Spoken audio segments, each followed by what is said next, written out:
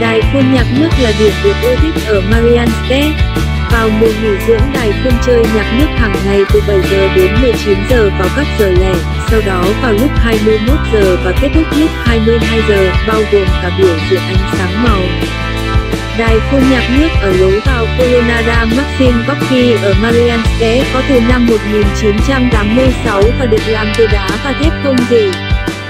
Trong quá trình tu sửa Kolonada, bắt đầu từ năm 1976, kiến trúc sư Pavel Mixik được giao nhiệm vụ thiết kế 3 đài phun nước. Đài phun nhạc nước trung tâm chơi các bản nhạc cổ điển với các vở ballet kết hợp ánh sáng màu. Việc xây dựng đài diễn ra từ 1982 đến 1986.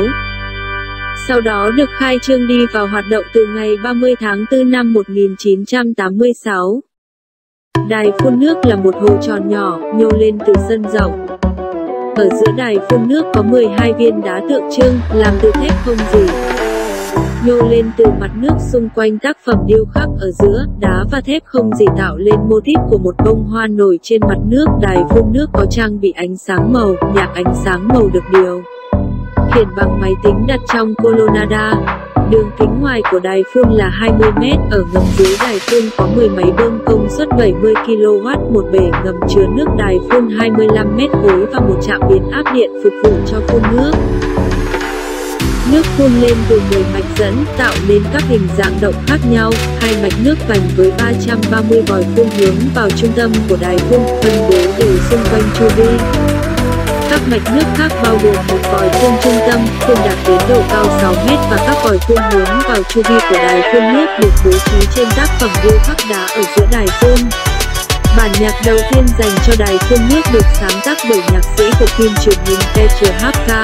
Sau khi mất tượng bán thân của ông được dựng ngay bên cạnh đài phun, ông cũng đã thực hiện cả vũ đạo đầu tiên cho sáng tác của mình. Hàng năm người ta có tổ chức cuộc thi sáng tác nhạc cho đài phun nước.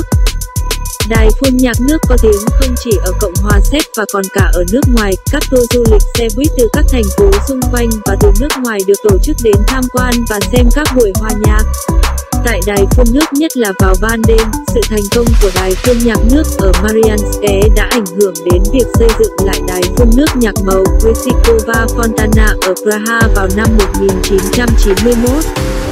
Hay tân trang đài phun nước ở Kosai năm 1996 và các đài phun nước tương tự ở Đức, Pháp, Nga và Mỹ.